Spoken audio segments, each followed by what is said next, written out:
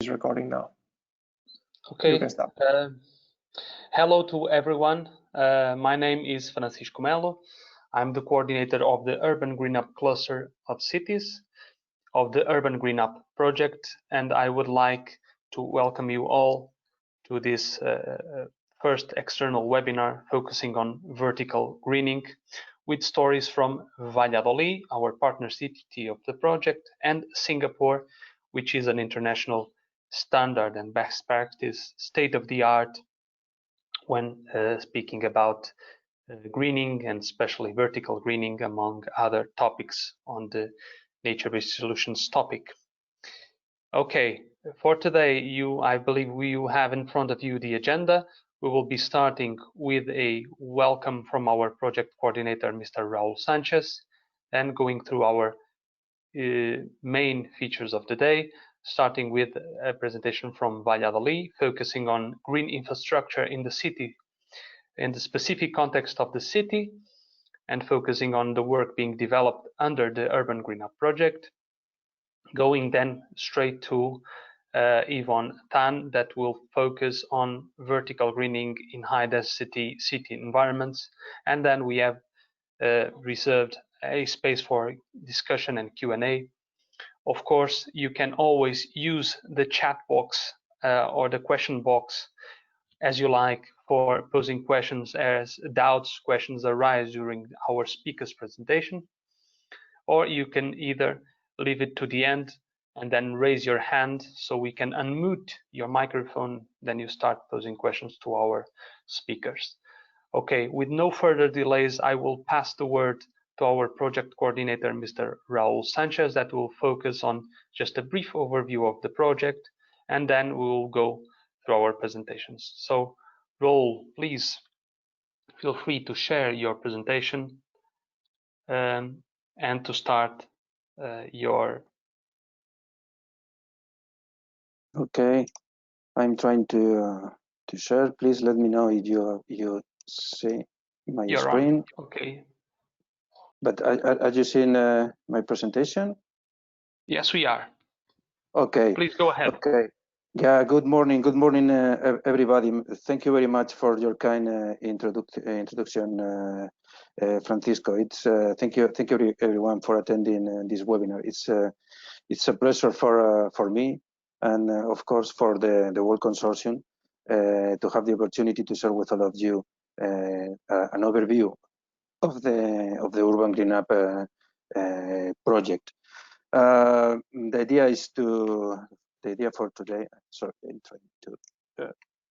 Okay, the idea today is to have the opportunity, as I mentioned before, to show some experience about greening and renaturing activities in Singapore and in Valladolid. So, I'm going to start my presentation with the overview of the project. Our project pretends to demonstrate an innovative methodology to renaturing cities. We have introduced a new concept about the renaturing urban planning into the current urban plans in cities. We are going to demonstrate this innovative methodology through the MBA's implementation, and of course taking into account new technologies and innovation in order to fight against climate change. For this, we have needed to identify the city challenges, and we need also to involve the main stakeholders around the project. We are going to demonstrate our activities in 3 democratized cities: Valladolid in Spain, Liverpool in the UK, and Izmir in Turkey. We need to evaluate and replicate at European and also at a global or worldwide level, and of course we need to apply an interdisciplinary approach using different methodologies such as Eclipse, ESA, or MAS, and finally, the idea is to involve one main aspect is the social science and humanities. To put in context, the project, the Urban GreenUP project belongs to the work program, to the Horizon 2020 program, specifically to the work program established for the years 2016 and 2017, and also specifically to the topic related to the topic about demonstration and innovative nature-based solutions. The project started the 1st of June of 2017, and it will finish in May, the 1st of May of 2022. Our budget, the budget of the project is around 15 million euros with an European contribution about around 14 million euros. The consortium has 25 partners, including municipalities, RTDs, technology center, universities, large industries, SMEs, non-profits, even public bodies. And we have 9 nationalities included in our project. In this slide, we can see the worldwide dimension of the project. We have, as I mentioned before, 3 frontrunner cities as demo site places. We are going to implement nature-based solutions specifically in Valladolid, in Spain, Liverpool, in the UK, and Izmir in Turkey. And we also have 2 non-European follower cities, Mantova in Italy and Ludwigsburg in Germany. And we have also 3 non-European cities, Medellin in Colombia, Binding, Quy Nhon in Vietnam, and Chengdu in China. This is one of the most important aspects of our project. Regarding the interventions, regarding the nature-based solutions to be implemented in the project, it is foreseen to implement more than 100 of nature-based solutions or kind of nature-based solutions among the 3 frontrunner cities. We are going to implement, for instance, green roofs, green walls, green facades, vertical gardens, suits, sustainable urban drainage system, urban forests as carbon sinks, floating gardens, green shelters, pollinator modules, many different kind of nature-based solutions. And also we are going to implement, or we apply or deploy better, many educational activities around the nature-based solutions implemented.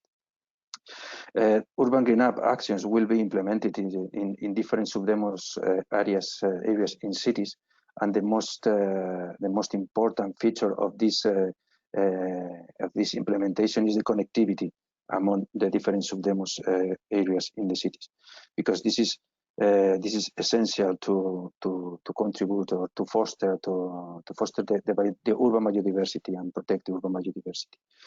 The nature-based solutions intervention has been categorized in 4 overall categories, and the different nature-based solutions will be allocated in different subcategories. So we have, for instance, nature-based solutions into the group about natural and urbanizations, for instance, green root, arboreal interventions, carbon capture.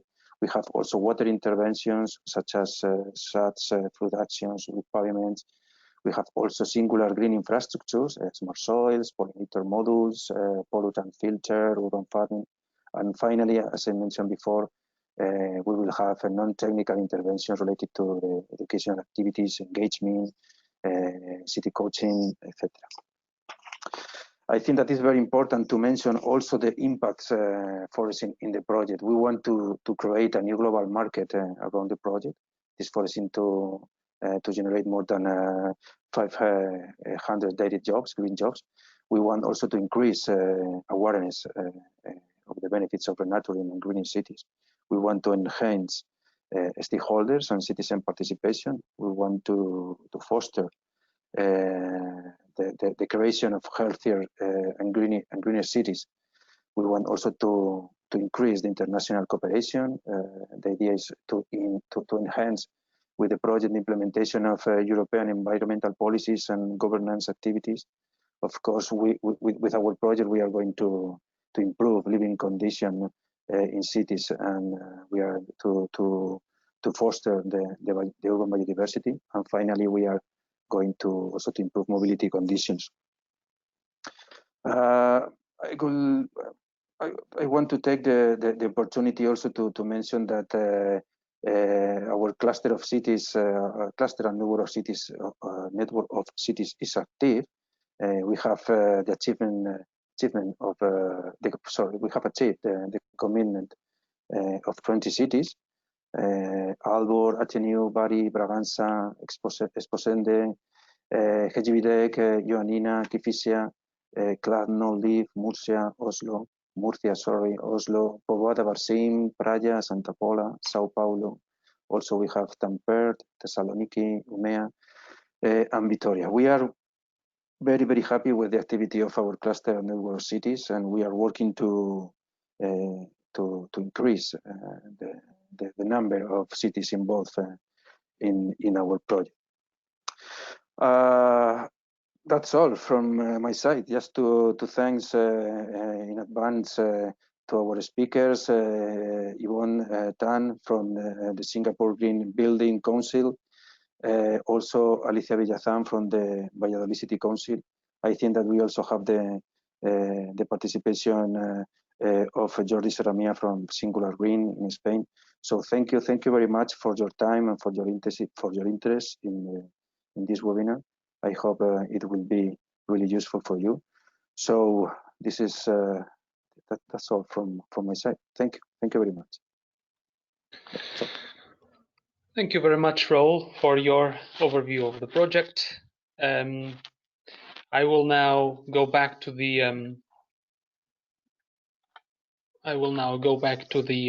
our agenda, just to make sure I present properly our next speaker, which is Alicia Villazán Cabero from the Ayuntamiento de Valladolid. Alicia has an environmental science degree from the University of Salamanca and is a master degree in environmental management in business from the Polytechnic University of Madrid, having more than 13 years of experience in project management focusing on environment, green infrastructure, and sustainable waste management. Alicia, thank you very much for giving us the opportunity of listening to you, in addition to Isabel from Singular Green and Jordi as well. So please feel free to upload your presentation and to present us the relevant contents you have for us today. Thank you very much. Thank you very much, Francisco, and good morning, everyone. Good morning from Spain, from Valladolid. My name is Alicia Villazán, and I will share with you about the experience that we are having when implementing nature-based solutions in the context of the city. As Francisco mentioned, and Raul too, I work for Valladolid City Council, and the agenda, the tips that I would like to share with you today is speaking with you about what has been implementing the Urban GreenUP Project here in Valladolid as frontrunner city. Specifically talking about the green infrastructure, because this webinar is about vertical greening. And I will provide you not technical data, but I will speak about our experience, about the key challenges that we are facing, about the results in the citizens, and some lessons learned that we are learning from the process. I will talk to you about the importance of the public-private collaboration, and then I will give the word to my colleague Isabel from Singular Green, because she will talk with us about the maintenance of green infrastructure. That I'm sure that this aspect worries many of the professionals which are implementing nature solutions in cities.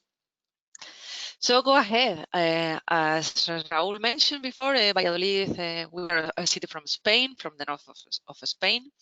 We are from a front-runner city in the Urban GreenUP Project, but we are not alone. The City Council works together with different partners of the consortium, of the Urban GreenUP Consortium, led and coordinated by Cartier Foundation, but we are several partners, as I have mentioned, Singular Green, but also CENTA, the River Douro Basin, Leitat, and Acciona are also collaborating with us. So we all work together on providing the following interventions that I'm sharing The first one that I want to share with you is our green covering shelter, as you see in the photograph. It's a green coverage over 2 shelters, which are in a very well-known square of Valladolid, which is named Plaza España, Spain Square. There is a daily market, as you see in the photograph, under the canopies. And we installed this green coverage over the canopies just a few months ago. The green area that we are covering is almost 500 square meters of a new green area in a place, as you can see, where there is no other green areas. There are no other gardens. You can see a few trees on baskets, on baby baskets. And this green coverage is not covering the 100% of the surface of the canopies because those canopies are quite old and the structure is not strong enough to hold the extra heavy weight of this solution, although this solution is quite light in terms of extra or heavy weight to the structure. I share with you more photographs about this, about the solution. This solution turns different colors among the spring, the summer, and the winter because the vegetation is a sedum coverage with different species of the gender sedum that allow a staggered flowering from May to September. So we can face, as you can see also in the photographs, that the green canopies change with the time. But we experience some issues, also some challenges related to the solution. We'd like to share the photographs, for instance, on the right. As part of this green canopy, we include some a system to collect the water from the rain, and because in this new system didn't exist before we implement this green coverage, but what we do now is we find some leaks and puddles on the square because the water, when it rains a lot, we can see water on the floor. So sometimes the daily fruit and vegetable markets that there is daily in the same square are not quite happy on having their feet wet when it rains. But on the other hand, this is not a closed space, this is an open space, so they are open and in close contact with the rain and the meteorology. As you can see now, we have implemented also 3 types of green vertical mobile gardens. As you can see there, this is the first type. It's a vegetal sculptor. It has been also designed by Singular Green, that you will heard of them just before I finish. Those letters are compounded by, as you can see, you can read the name of the city, Valladolid. It's located in a very well-known place of the city. So everyone takes this photograph because it has become like the postcard of the city of Valladolid, and the people and the citizens sit on the bench because in front of the letters you can see in the photograph that there is a 12 meters long bench, and it's very used by the citizens. They sit on the bench, they take photographs, the children go up to the letters, so it has quickly become part of the city. As I mentioned, the social impact of this solution is very high, as you can see in the screen. The local newspaper appear or show photographs of these solutions quite oftenly, as you can see about the Gay Pride Day, but also even the mayor of Valladolid has taken some photographs in front of the letters, and the photograph that you can see below belongs to March of this year, when the beginning of the first coronavirus crisis, when there was not anyone in the street, so the city became greener and more close to nature than ever. So the social impact in citizens of this solution is extremely high. The second type of vertical mobile garden that we have implemented is this board with bench. It has also a bench. This board, because we have two, this first one is installed close to the Cathedral of Valladolid, so it's a very singular location.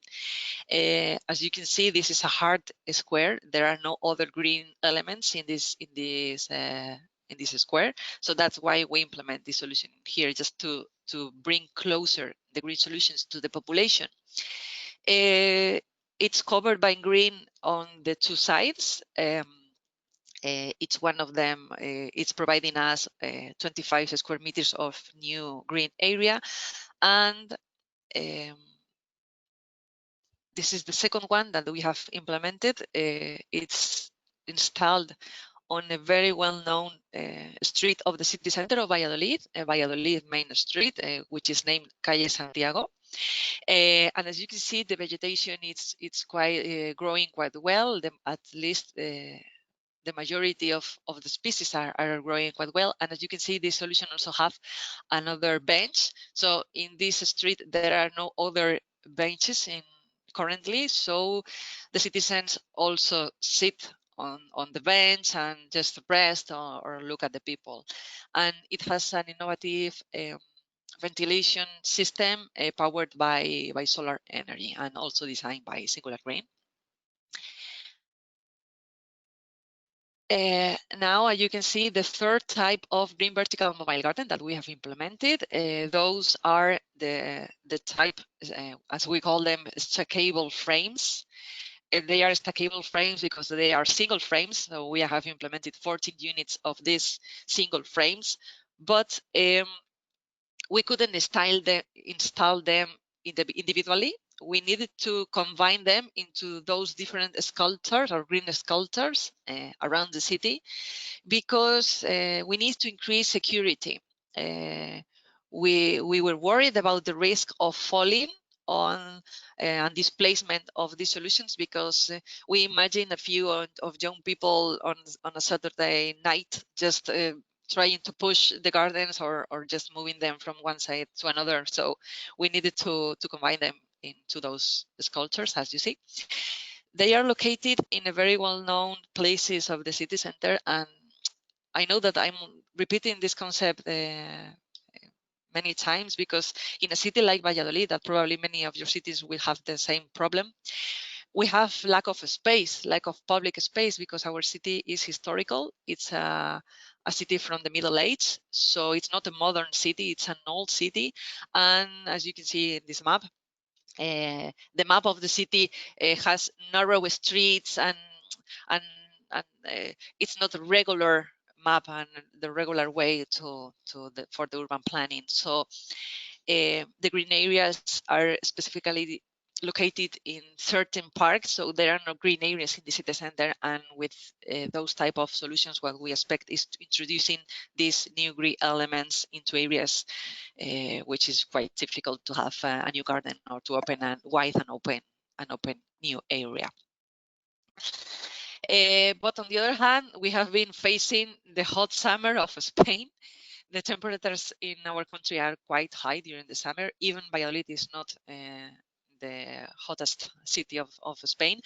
We reach about 37 or 38 degrees this summer in several periods. So the plants suffered a lot. So this is part of the knowledge. It's quite important to take care of the plants and to select the species which are better adapted to our wild climate. No? So this is also a lesson learned that we have faced it.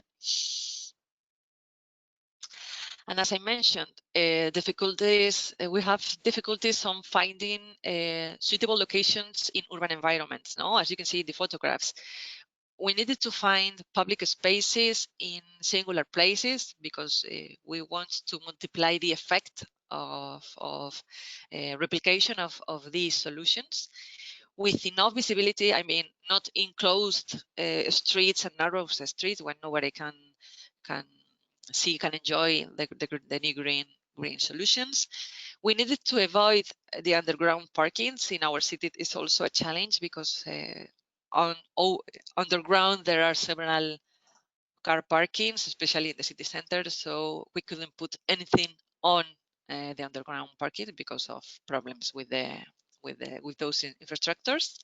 And we need to avoid another underground service networks, such as the water pipes or the electricity or gas or communications. There are many services under the floor, so it's quite difficult to find places to put new infrastructure. But we achieve this with enough with a satisfaction effect. Now I share with you another green solution that we have implemented, that is the green roof. This green roof it's quite big. It's more than 520 square meters, and this is installed in a in a municipal market named El Campillo. So this roof in the beginning, before we implement this such big garden, it was in a very bad state of conservation, as you will see in a photograph that I will show you in a minute. And what we do, it's a complete renewal of the whole coverage of the whole roof. This solution is quite innovative because we have implemented two different types of substrate. One organic mineral type, normal, more common with different species, but we have implemented also an inorganic substrate based on sheep wool, on waste of sheep wool that is currently a sub-product of the industry, and we are giving a new life to this product. So as you can see in the map and in the first photograph, this is the state or the ex ante scenario as it looked before we implement this solution. And you can see a few photographs of how it looks now. Although on August, on the summer was extremely the plantation was very recent. So as you can see, the plants are quite small. I must mention that we have selected plants, native sedum from a local nursery. So it's quite important, as you must already know, that it's very important to select plants local and, as I mentioned before, especially adapted to the climate that you are facing, because I'm sure that we will see the experience from Singapore that is completely different from ours, because as I mentioned, we have extremely hot temperatures in the summer and it gets freezing on the winter. So this wide range of temperature affects very much to the vegetation. And as I mentioned, the first challenge that we're facing here is that this municipal market was in a very bad condition. We made a total renovation of the roof. So in terms of financing, that you will be also worried about this aspect, many of you, I'm sure, we need to increase the budget. We need to increase the budget in terms of what we expected very much, because as you can see in this chart, the final cost of the green roof of the green area is almost between 8 and 10% of the total renovation of the floor. So we needed to do this renewal before implementing this green area, but sometimes the project became bigger than you expected in the first moment. And this is how it looks now. I take those photographs the other day and it's growing quite well. As you can see, we have implemented two different types of sedum. The green one is growing better than the other one, that the blue red dragon type also, but they are both growing quite well and being adapted to the climate. Alicia, 5 minutes to go. Yep. Thank you. Okay.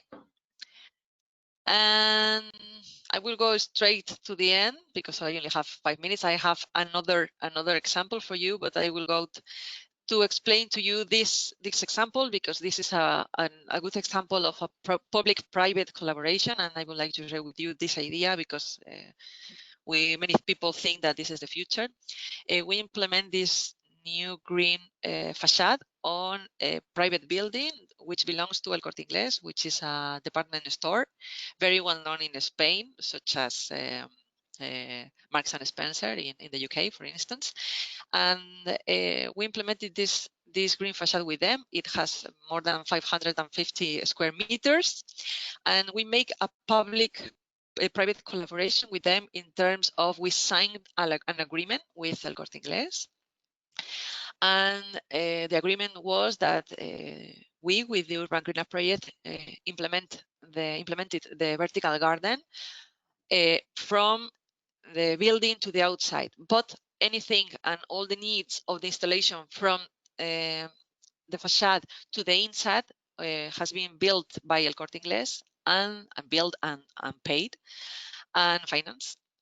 And on the other hand, El Corte Ingles is in charge of the maintenance. So this is a very good example of sharing the responsibility and the costs of the implementation and maintenance of the green solutions in the city. And finally, I give the floor to my colleague Isabel. Isabel works for Singular Green. As I mentioned, it's a landscape. She's a landscape architect. They have the Singular Green have designed all the solutions for Valladolid that I have already mentioned. And please, Isabel, you can start with the presentation when you want. Okay, first of all, good morning to everyone, and thank you, Alicia, for your presentation. I'm going to speak briefly about the main needs of the systems installed in Valladolid, as well as the most important issues that have been taken into account from the initial approach in order to facilitate the subsequent tasks. In relation to the latter, I would like to highlight two aspects that have been a priority from the design of all these facilities. They are the installation of systems with minimum maintenance requirements and durable systems. This applies to the choice of species, the supporting infrastructure, and the irrigation system, of course. But emphasizing the species selection, it is different from that of any conventional garden, because in the case of a vertical garden, we have the same automated irrigation system to supply the different species planted. So we look for a species that can be adapted to a wide range of irrigation possibilities and not very susceptible to fungi or any kind of pest. And in addition, it is necessary, of course, to take into account basic aspects such as sun exposure, orientation, indoor or outdoor location, and local climate, such Alicia said. The aim at the end is to minimize the subsequent maintenance and guarantee the correct growth over time. Next slide, please. Talking about the maintenance needs in relation to the green covering shelters or the green canopies, the most important thing is the continuous monitoring through a remote control system that sends alerts when something is not working properly. It is also advisable to make a visual inspection every month and check the proper functioning of the irrigation system and the fertilizer levels. And then the filter and the system elements must be cleaned at least once a year. The cost of the gardening is not very significant, as it is one of the tasks carried out nowadays by the municipal service. But we have to think that if an external company were to be contracted to do this, it would be more expensive. It is estimated that it would cost around 2,500 euros per year. Next slide, please. Well, in the case of the vertical garden of the Corte Ingles facade, the maintenance tasks are similar to those of the green covering shelter. It is important to manage alerts through the remote control system, but the difference is that in this case, an annual planning is also necessary. The tasks are outsourced in this case, and the cost is estimated at 6,000 euros per year. As for mobile vertical gardens, the plant sculpture, the green letters, is also connected to a remote control system, but not the other interventions given their small size. The tasks are carried out by the municipal service too, but if this were not the case, it would cost approximately 3,500 euros per year, including the watering of the stackable frames, which is done manually. Next slide, please. Well, in relation to the dimensioning of the irrigation system, the average local evapotranspiration of plants in each month is taken into account, and the highest value is used for the continuous watering of the garden during the whole year. The reason why the irrigation system is over-dimensioned is because often the values do not strictly follow the predictions, and if the hot season arrives earlier than expected and the irrigation is not prepared accordingly, the death of a species can occur. So that's the reason. In the case of Valladolid, as shown in the graph, the highest value is in July, and it evaporates 6.6 millimeters per day. And the cost of water is between 2 and 3 euros per square meter each year.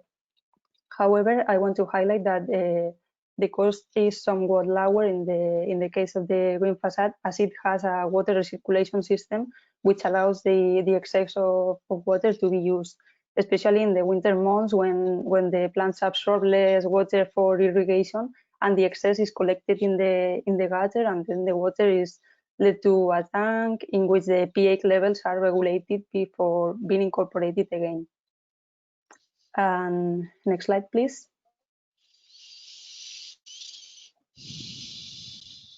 Okay, and the highest energy demand is that of the green facade, as it has a pump in the recirculation system, in addition to the irrigation programmer. It is estimated that the annual expenditure is around 330 euros per year, but in the other interventions, they simply have an irrigation programmer, as it is the case, for instance, of the green covering shelters, where a small cost of about 8 euros per year is estimated. And these are the most important things about the maintenance. I think that's all from my side. Thank you very much. Yeah, so thank you all for listening to us. There you have our contacts, just in case you need something. And thank you all. I give the word to the next presenter. The word actually comes back to me. Thank you very much, Alicia and Isabel, for your very interesting presentation. I would like to remind you all that you can, if you have questions to Alicia, and maybe in case you are leaving earlier or you just want to type down your question, please feel free to do it either on the chat box or in the question box, and we will read it for you. Let me just go back to the presentation so I can now introduce the next speaker. Oops, this is my boy. Which is Miss Yvonne Tan, which is a Singapore accredited landscape architect with over 20 years experience in designing and managing projects in areas such as landscape planning, placemaking, urban design, among others. She is Urban Greenery Technical Committee Chair for the Singapore Green Building Council since 2016, and serving also as second Vice President of the Singapore Institute of Landscape Architects. I believe that we have the right person to let us know about Singapore vertical greening in a high density city environment. Please, Yvonne, feel free to share your presentation and to let us know about vertical greening in Singapore. Thank you very much.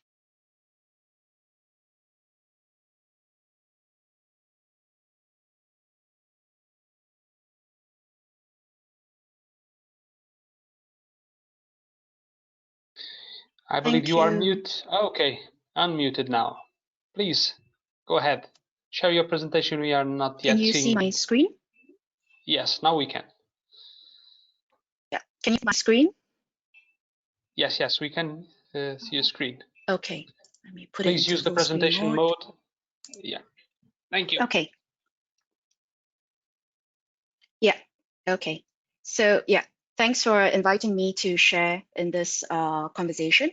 So there'll be 4 things I'm looking at. One is the overview of how Singapore promotes our vertical greenery and where we are today. So Singapore started its journey in 1963, and we have become a city and garden in 1998. And as of this year, it was announced that we're moving towards being a city in nature. So essentially, because the population is increasing, we're over 5 million. we want to be also a livable and lovable city. So there is very strong urban governance, very strong support from the government. In 1971, we had our first tree planting. We had the opening of the gardens by the bay. Sorry, can you see my screen? Oops. Hold on. Okay. Apologies. Okay, so we had the UNESCO, Singapore Botanic Gardens was a UNESCO World Heritage site about a few years ago. So interestingly, in 2016, we are a very, very small country. We are only 50 kilometers wide and by 27 kilometers. And in 2016, the study by MIT and World Economic Forum measured the urban greenery, urban green canopy of 17 key cities. So for Singapore, we actually came in first. We only have about 38.5 meters square green per person, but in terms of percentage and so on, we actually came in first, which was quite a surprise. So if you look at the maps, this is Singapore size. We very, very small. We are only 719 kilometers square. And looking at London, which is 1,594 kilometers square, that is the huge comparison and difference. So these two satellite pictures, basically from 2015 to in 3 years, 2015 to 2017, we had already increased through sea reclamation. And essentially, from 2010, we had 10 hectares of skyrise greenery. And in 2030, we will be meeting 200 hectares of skyrise greenery. And that is how serious the government is. So this is a new stage of urban planning for National Parks Board. We are now moving to a city in nature. We are also looking at community spaces, allowing people to be within 10 minutes walk from a park, and also adding on another 80 hectares of skyrise greenery. So essentially, as of today, we are already at 120 hectares of skyrise greenery, which means that all this are above ground. They are all on concrete slabs. They are all integrated into our buildings. So these are some of our integration. Oasis Hotel is very, very famous. It won the World Architecture Awards. We also have this is an integrated development, and you can see that people can actually walk all the way up to the roof. And it also has water-sensitive urban design integrated into the landscape. The picture on the bottom left is actually a school. And the center picture is actually our public housing. 80% of Singaporeans stay in government housing. This actually is a pilot project where they have vertical food storage, vertical edible garden that they are actually doing up the entire block. And you can see the Changi Airport Terminal 3. This is a very almost 300 meters of green wall. So how do we encourage owners to join the bandwagon? First of all, our Urban Renewal Authority makes it mandatory. It is under regulation. You do need to inject greenery into developments through a landscape replacement area, as well as looking at the quality of greenery and what benefits it brings to the community. For the Building Control Authority, which began the Green Mark scheme in 2005, it basically insists that all new buildings and existing buildings undergo major retrofits. So the target is 80%. All buildings have to undergo this by 2030. And lastly is LEAF, Landscape Excellence Assessment Framework by the National Parks Board. Basically, it focuses on the quality and ecological role of greenery and the benefits it brings to us. So essentially, it's all complementary initiatives, but perhaps the whole is greater than the sum of its parts. And just a very quick overview of what landscape replacement areas mean. For key areas, they define that 40% of your site area must be softscape, must be planting. And out of that, at least 10% can be calculated using vertical greenery or green walls. So there are many ways to include greenery into your development. And today I'm only concentrating on the green walls here. And how we calculate it is the vertical surface of the green wall. Okay. So just want to add biophilic design, which is a key phrase right now. It's green design, but not all green design features can be considered biophilic. So essentially for biophilic, we want to integrate natural elements into the building. We want to be sustainable in different ways. We also want to have ecosystems improve the air quality, create spaces for growing food, support urban ecology, as well as foster a stronger community and well-being. And the benefits, there are a lot of positive benefits to integrating biophilic design elements, and one of it is the green wall. So from as simple as a picture of a greenery to being immersed and being surrounded by nature. So this is, I would say, a public building, which had about 18 million footfall in 2018. And you can see the green walls are integrated into the facade. This was an interesting project. It was one of the first for a government building to include green walls into their facades. The lesson learned from here was that actually, I think same as what Alicia mentioned, was that the water would drip down the green facades and hit the footpath below. So it's a large project. There are 12 public agencies and residents who are actually housed within the 12 public agencies that are housed within this building, and it's for the residents, for, by, and with the community. So it's a whole of government approach. And how do we integrate the planting in? It's a place of many places, and at the same time, we are infusing the entire project with nature.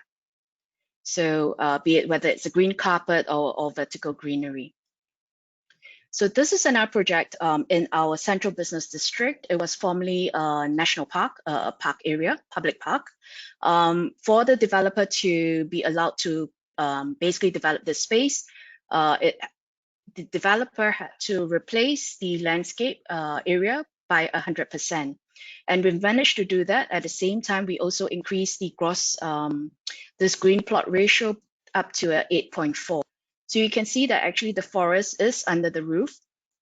We have managed to hit 100% landscape replacement area. We have also had shade-loving tree species for sheltered spaces. And we have also used the green wall to screen off M&E. So if you can see at the back of the pool area, so basically that entire green wall is hiding excess panels into the mechanical and engineering room. So the site area here is about 2,932 meters square, but the total green area achieved on this project is 24,817 meters square. And you can see that this sky garden, this pool, and this green wall is actually on the 9th floor. So how do we keep green walls alive and maintain it affordably? Main thing is to give good access, easy access, so that maintenance is less of an issue. So for Singapore, designing for safety is very, very critical. It is part of our legislation. This is from the Ministry of Manpower. Whatever we design must be safe for anyone to use, for anyone to maintain.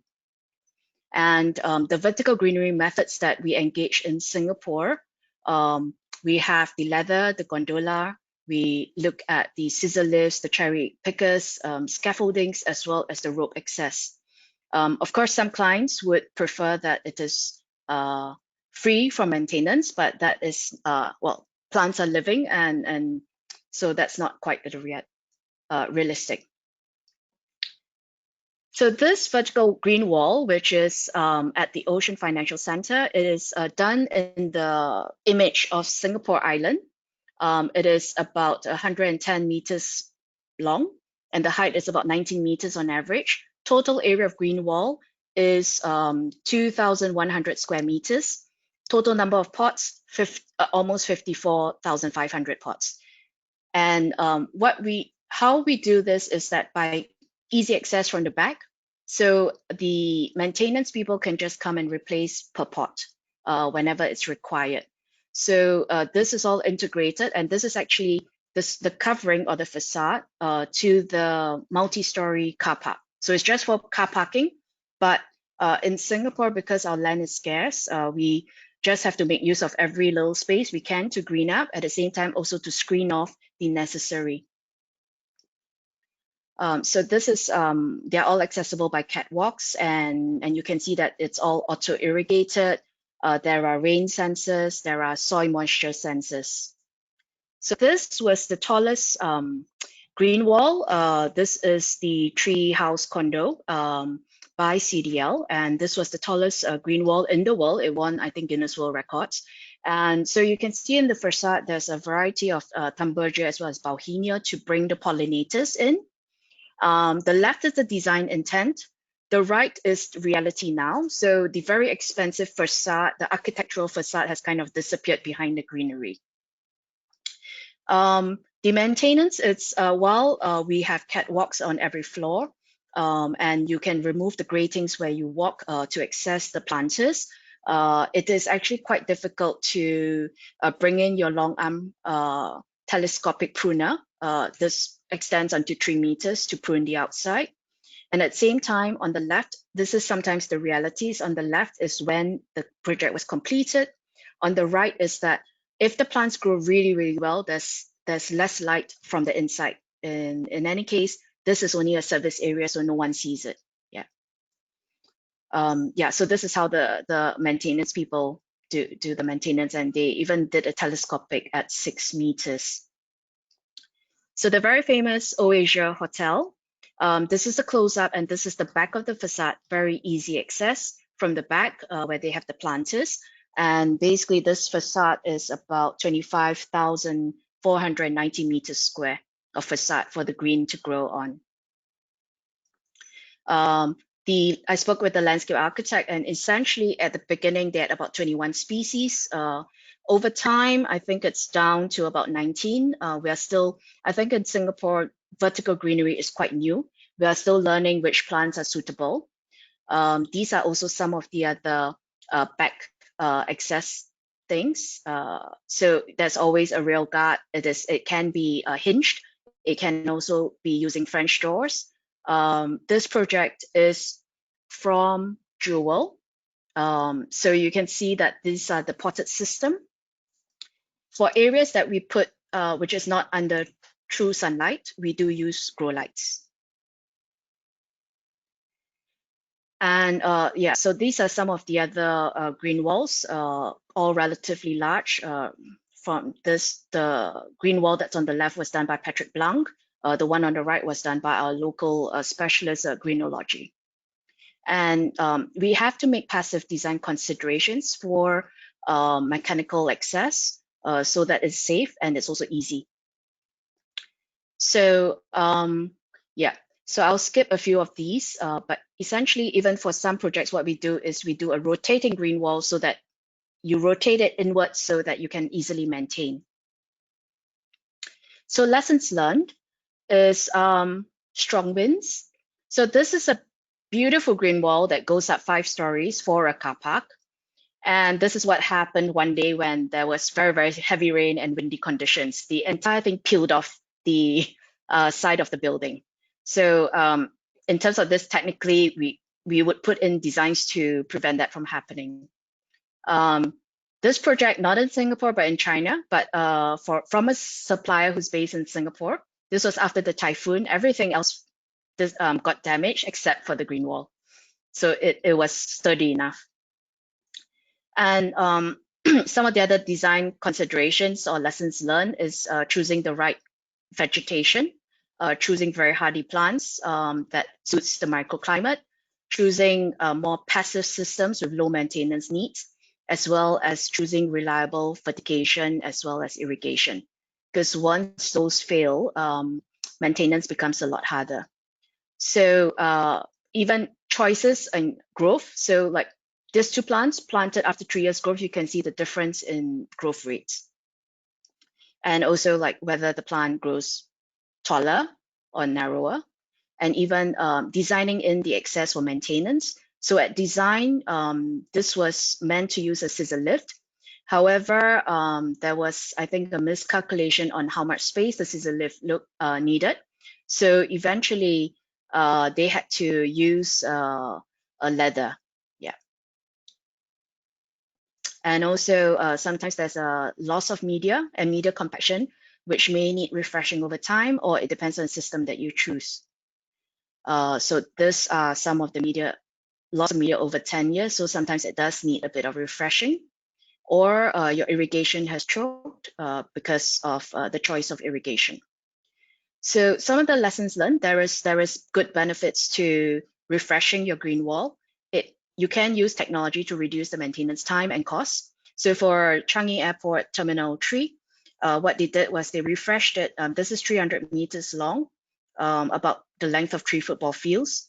It basically increased by 4 times the number of plants. But what it did was it reduced the time needed to maintain the plants by 50% through technology. So lessons learned is basically integrating the vertical greenery and sky-raised greenery as well as green walls very, very early in the design stage, because we need to look at structural, drainage, accessibility, and design for safety. It should not just be greenwashing, and knowing what systems will work where, because it is not one system fits all. And also the buy-in from stakeholders who are going to maintain it downstream, and is the maintainability and access for it right. So essentially why Singapore is pushing this is because we want to be livable.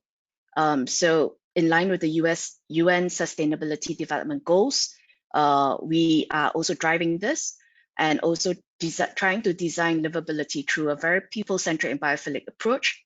So the role that landscape spaces and nature plays in our community, livability, as well as health empowering environments is very, very important in this day and age. Thank you. Yeah, back to you. Thank you very much, Yvonne, for your very, very interesting presentation. I think that we have witnessed 2 very different states of maturity in terms of what is vertical greening in cities. Valladolid more kind of starting their process here, and of course Singapore with a very well developed greening concept, including vertical greening. I believe that we are now open to questions and points, doubts that you might want to raise to our speakers. Please use the chat box or the question box if you prefer to type them down. If you want to be yourselves asking the speakers, you will have to raise your hand so we can unmute your microphone, and you yourselves will put the questions to our speakers. So now is the time. Please feel free to come forward and to ask the questions you want from our speakers. We will be waiting for this.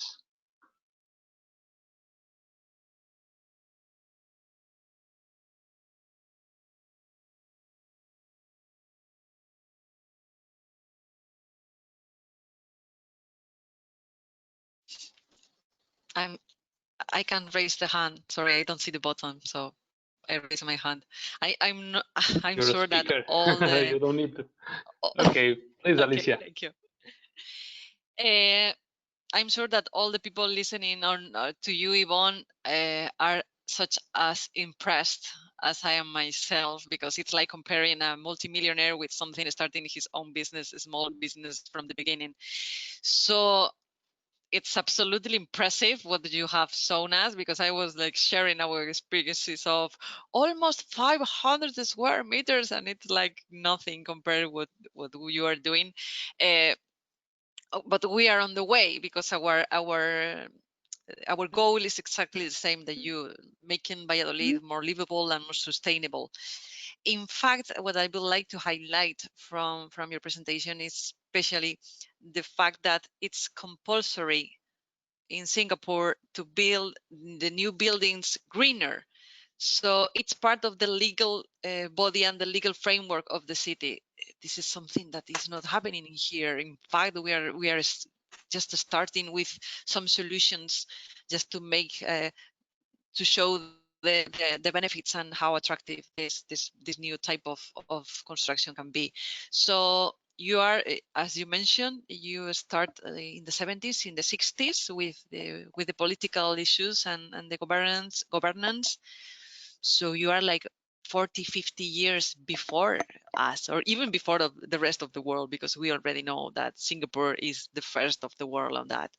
So my comment is especially focused on the governance and on the importance of the legal body to develop new regulations and new laws to push and implement this type of solutions.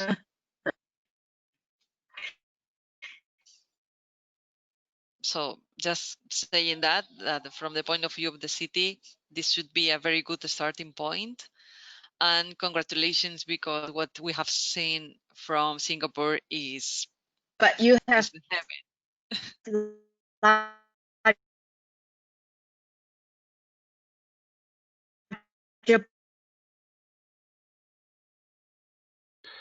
we are not hearing you, Yvonne, very well. I ask at least Isabel and Jordi, if you don't mind, please switch off your cameras.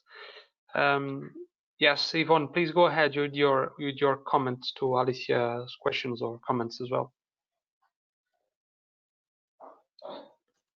We're still not hearing you well.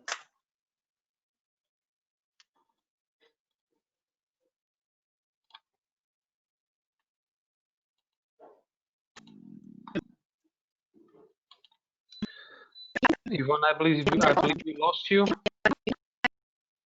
Can you hear me now? So we now hear you very well. Please go ahead. Can you hear me now? Yes, we can hear you. Yes. Okay. Okay. So I'm going to switch off my video just in case for better audio. Yeah. Okay. Thank you. So for Singapore, actually, the legislation came in.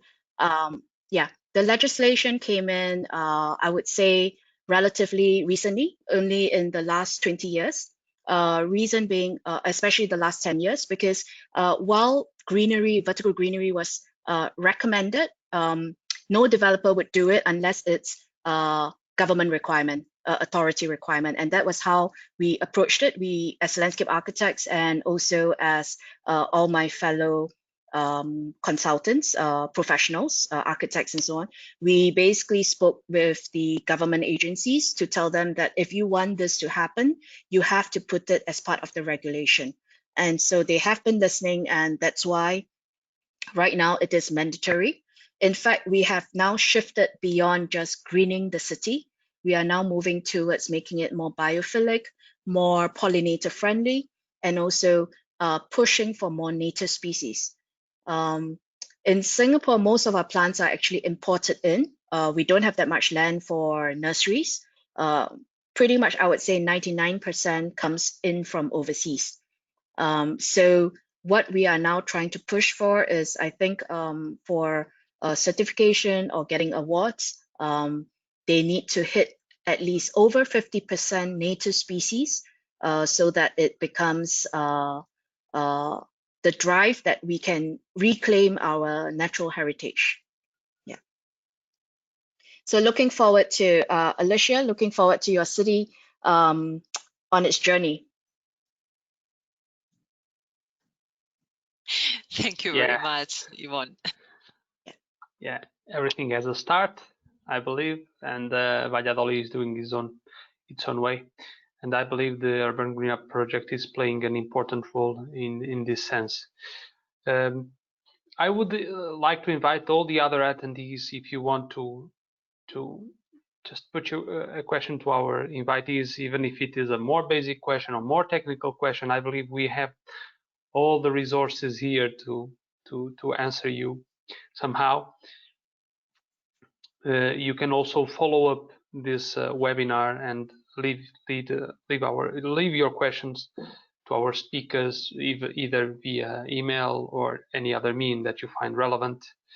I believe, Jordi, you have a question. I have a question for Yvonne. In Singapore, do you have some department or brigade specialized in the vertical garden maintenance, or more of the vertical garden maintenance is private? Okay, so for Singapore, actually, all the greenery is usually under private landscape contractors, which are maintained also by the developers or the landowners.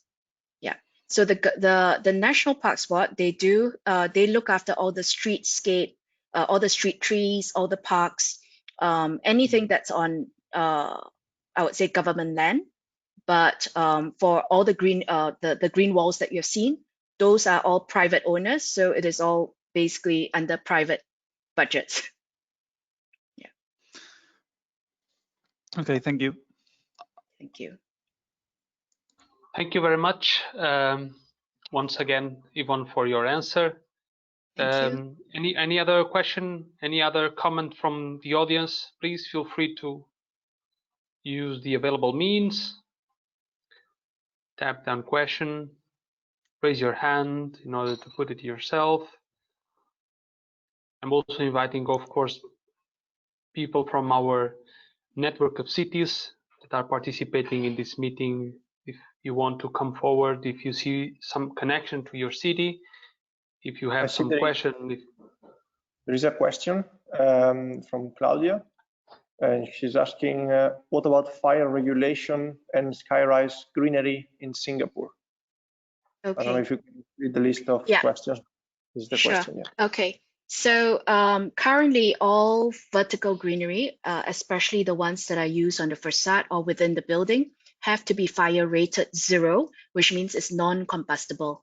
So right now, whatever system that we're using is actually all non-combustible. This was a very recent regulation in the past 2 years.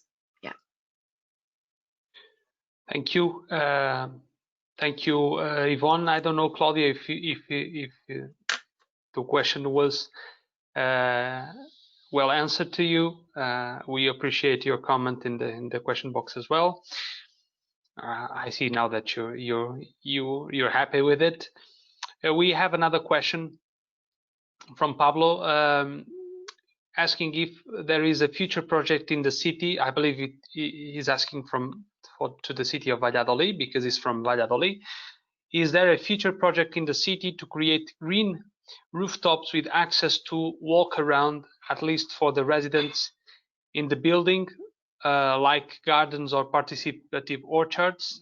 Alicia, you have the word on this. Yeah, hello, thank you. Thank you, Pablo, for your question. In fact, the example that I showed from the Campillo market is really walkable. I mean, you can, but on the other hand, it's not open to the public. It's a pity, but there are some risk restrictions due to the type of roof. So we cannot allow all the population to walk around it, exactly, especially not at the moment, but we are working on that. On the other hand, we expect this to be the beginning of new green possibilities for the city. I mean, we expect to receive some suggestions or some ideas to collaborate from the population. What I mean is just say some, for instance, neighborhood communities asking to the city council to develop more green areas or urban orchards on their communities, because the point is the public-private collaboration. As you have heard, Yvonne explained to us that the construction, the greening of their city is private, and the maintenance is private. So what we do as a city council is to push and to help the citizens and the private owners to start this type of vertical greening and green infrastructure. But the next step belong to you, belong to the private owners, and belong to the community. Ask for this type of greening cities, and I am sure that just exactly the same that happened in Singapore, if the population and the citizens ask for this, in the future we will have also regulations for this type of greening. But it also needs a social change and an economical change, not only a political change. So we all must push for this type of solutions. Thank you very much, Alicia, for your answer. Pablo is also very happy with it. We now have a hand raised from David's corner, which is from the city of Kladno. David, thank you very much. I will unmute you so you can put your question yourself to our speakers. You are self-muted. Please unmute yourself and now speak. Thank you. Hi, it's David from Kladno. Can you hear me? Yes, we can hear you well. Thank you very much, David. Yeah, thank you for the webinar. It's impressive what you're doing, and different, territories. And the Kladno is also a specific one. We are kind of a bit smaller than you are, the examples, but still having some, challenges in the city in same time. Probably it will be only questions in context of, let's say, smaller scale projects, not that large one as you were presented. But now, and I hope we will get a funding for the one project which is focused on the heating stress in the streets, and of course the first phase is focused on the feelings and the opinions of the citizens in the city, and second phase is focused what kind of techniques and equipment we might use in the city for, I don't know, for example, shadowing or lowering, heating stress or temperature stress for the citizens. And my questions, of course, the best way how to design such a solution is to ask people on the streets, and we plan to do it. But the situation is kind of weird now due to COVID, and we don't know how it's gonna be in the future. First question will be: have you asked the people, citizens, what they wish, what they want to see in the city? Was it based on some strategy or some communication tool? And the second one, if you did so, what have you used for that? Some specific tools, some specific communications. Of course, we will face still, I guess, the COVID situation within the project. So having basic discussions with the citizen maybe won't be possible. So if there is something behind of that you have used, that would be something which is interesting, which might be interesting for us to hear in your experience. And the second part is that we would be very, very anxious to listen, not even during such a communication as this is, as its webinar today, but what kind of equipment we can use in the streets or in the city for lowering depression from the heat, from the temperature. Hopefully it was clear enough, and any experience you might share with us will be beneficial. Thank you. Thank you, David. I believe the question was to both speakers, so they can comment on that. I would start by our guest speaker, maybe Yvonne. Please, David, if please keep in line so you can perhaps make some adjustment to your questions if the speaker, it was a long comment and question remark, so you can have some additional comments. So please, Yvonne, go ahead. Okay, it was a very, very long comment. So let me see. Okay, so for the smaller size, okay, so we have projects that are actually in much smaller scale. Usually, what we find is that in Singapore is very hot. We do not have 4 seasons. We are on average, our temperatures, coolest is at 25 degrees, and we hit up to 36, 37 degrees. There's no season. It's mainly, is it raining or it's not raining? And yeah, so basically, we also have a heat island effect, and that is why there is such a strong drive towards skyrise greenery and also vertical greenery, because the amount of heat that comes off the roads as well as the size of the buildings is tremendous at night. So definitely for us, we always want to vegetate the facade so that we can reduce it, be it using just normal trees or using the green walls, because we do have a lot of space constraints, and so most people live in high-rise buildings. Very few, I would say the very rich live in landed properties. So essentially the vertical greenering as well as layering of all the sky-rise greening and the green walls actually help us to integrate. The prices have actually come down. So it's interesting that when it first started, most of the green walls were varying between maybe $800 per meter square. We've got right now it's dropped to about 250. So I think over time, with more adoption of this vertical greening and green walls, the price will definitely come down because of the economy of scale. Yeah. Did I miss any other question that you had? Maybe if you have used some smaller equipment on the streets for the citizens, you know, to cooler up or anything like that. Okay, so the equipments we use is actually it's a local product that actually it's like a standalone air conditioner. It takes the surrounding air and just makes it cooler.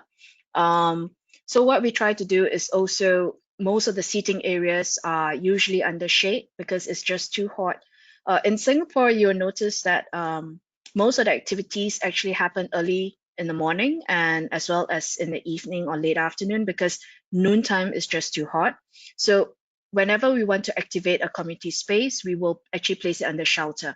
And the example that Alicia showed just now in terms of the green cover over the market, the fruit stalls market, that's a great example. Similarly for us, we also have that. We also have mistings, sculptures that actually add mist into the air to help to lower the temperature, and a lot of water bodies. So may not be a suitable solution when you have winter, but that is, I think that is how we approach it. There is also a social, I would say, a psychological aspect to it. If it is 37 degrees and you are at the beach, you will not feel hot because you are at the beach. 37 degrees in the central business district, you will naturally just psychologically feel very hot.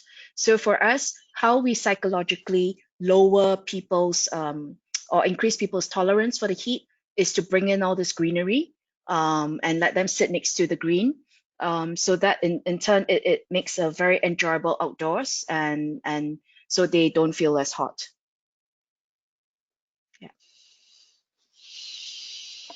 Thank you, Yvonne. Alicia, any further comment on this? Yeah, well, in fact, Yvonne explained very well about the possible solutions to reduce the heat island effect, because we also suffer from heat island effect. And yes, such as increase the number of trees of the city. This is the first one. The tree is the most simple nature solution, but you might have the same problem that us, which is we don't have green areas in the city center or in the oldest part of the city.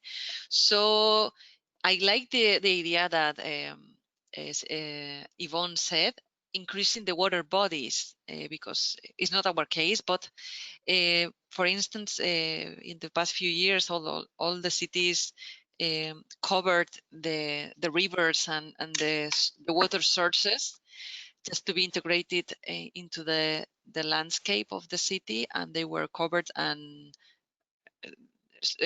on the underground and inside pipes. But just recovering the rivers and the water bodies could be also a very good measure to reduce the heat island effect. According to the first question that you said, David, about the citizens, this is something that we have also learned, and it's also a very good lesson learned from us. In fact, as the implementation of our solutions, of our vertical green solutions, are part of this European project called Urban GreenUP, we didn't make a wide how do you say, process or initial process to ask to the population about the solutions, because the objective for us is to implement one type of each one of each type of nature solution and to show the effectiveness. But on the other hand, this is the first point. I mean, we didn't do it, but our second step, if we would like to develop and to increase the green areas, the next step is asking to the citizens. So we hadn't done it because, in fact, when we have tried to develop this type of consultancies to the population, the percentage of citizens that participate in our consultancies are so low. So our citizens don't answer the surveys, they don't go to the meetings, they don't give us feedback. So we know that this is something that we should improve. How do we communicate with the population? But if the citizens of your city are more open to give their feedback and to provide ideas, please don't lose this opportunity, because this is very valuable. And this is the best way to be sure that the citizens will be happy with the solution, just if you consider them from the beginning. That's my Thank you, answer. Alicia. I don't know, David, if you're happy with it. I hope so. We have thank you very much. We can come back to this later on. Yes, please use as you're part of the cluster of cities, and I'm inviting any other city that is not yet part of our group to join us. But as you are part of the Urban GreenUP cluster of cities, please use the our mailing list to put the other questions that you might have, and you will forward them to either Alicia and to Yvonne as well. We have a couple of more questions, either from Claudia Prince Vradenburg and from Kasia Orodinska.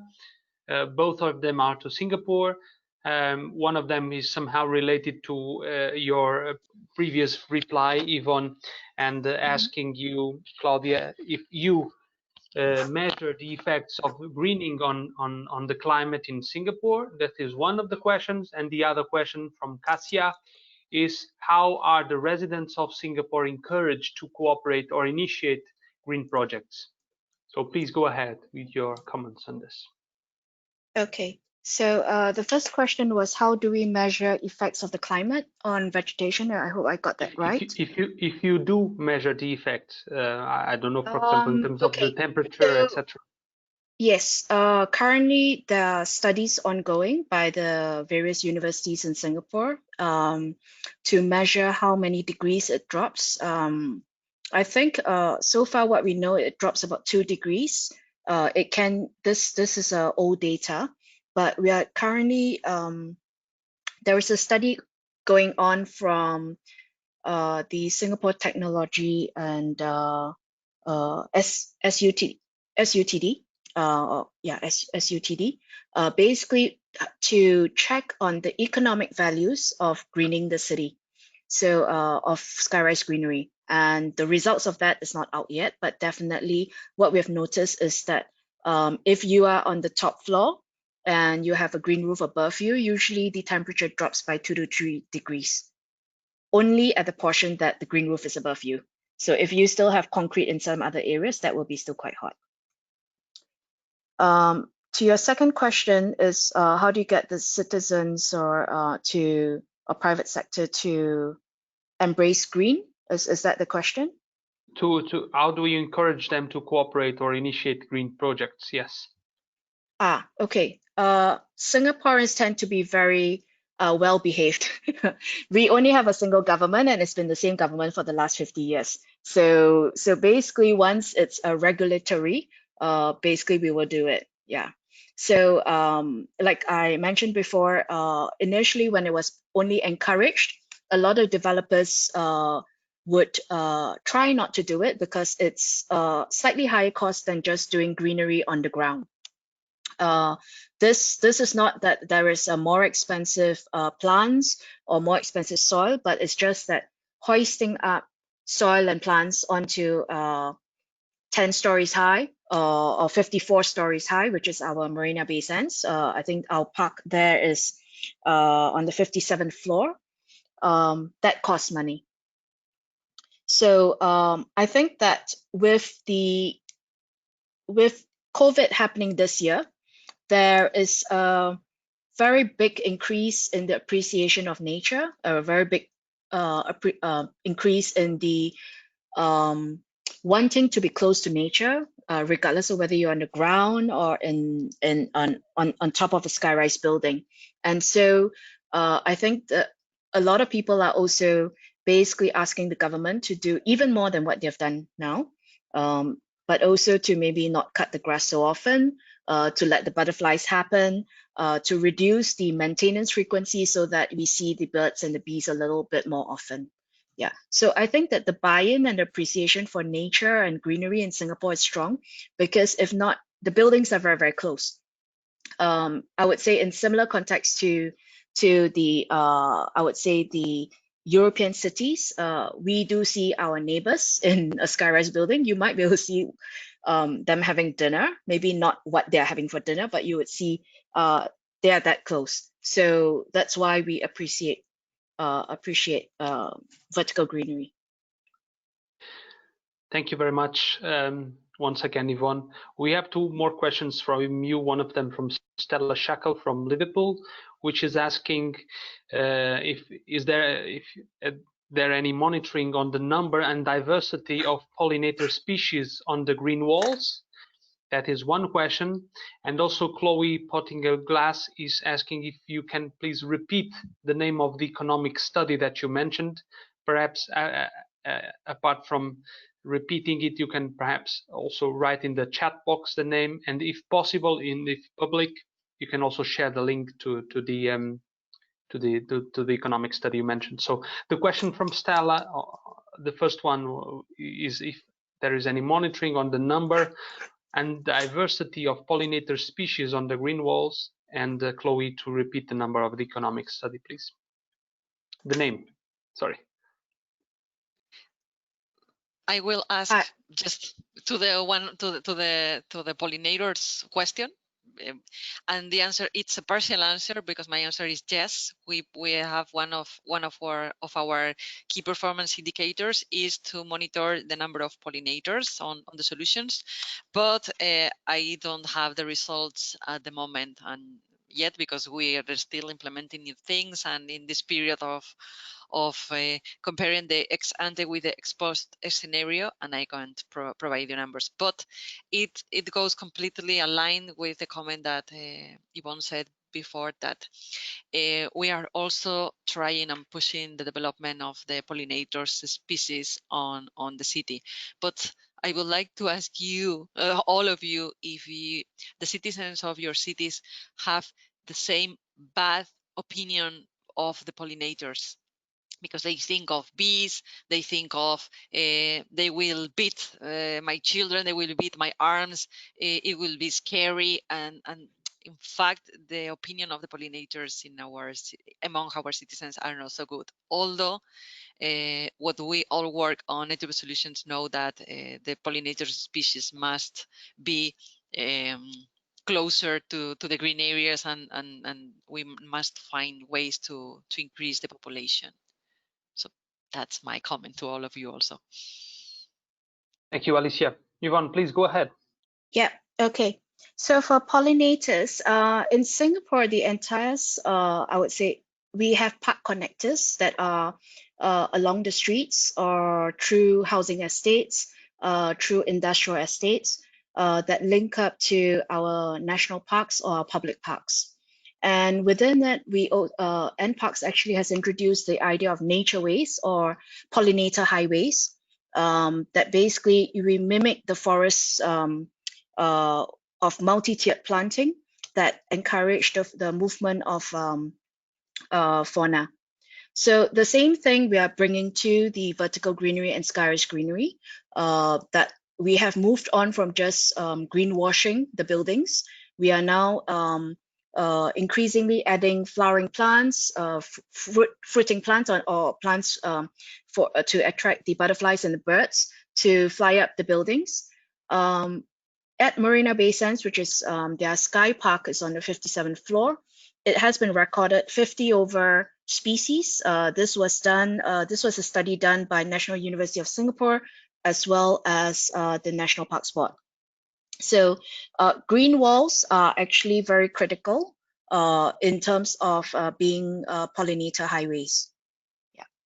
To the other question, the economic study, it is conducted by a PhD student, a group of PhD students with a professor at the Singapore University of Technology and Design. I have to get the actual context, but I can share it with you at a later date. Yeah. Okay, Yvonne, thank you very much. Thank you. We don't have any more questions. No one has had their hands raised, and I also believe that we have reached the limit. So let me connect once again to just thank you all for attending this first external webinar focusing on vertical greening. Please expect some more news from us in the near future as we are organizing more interesting webinars focusing on different aspects of nature-based solutions. We are also sharing the video recording of this session in the in our project website, and we will be sharing this with you as well as our presenters' presentations. Please feel free to come back to us asking your questions following up this webinar. And on behalf of everyone involved in organizing this webinar, I would like to thank you everyone very much once again, especially to our panelists, which devoted their time to informing people about vertical greening. Thank you very much once again. It's our goodbye from the Urban GreenUP Project and the Urban GreenUP Cluster of Cities. And see you soon. Bye-bye. Thank you and bye. Thank you, Francisco. Thank you, everybody. Thank you very much. Bye-bye. Bye. Bye-bye.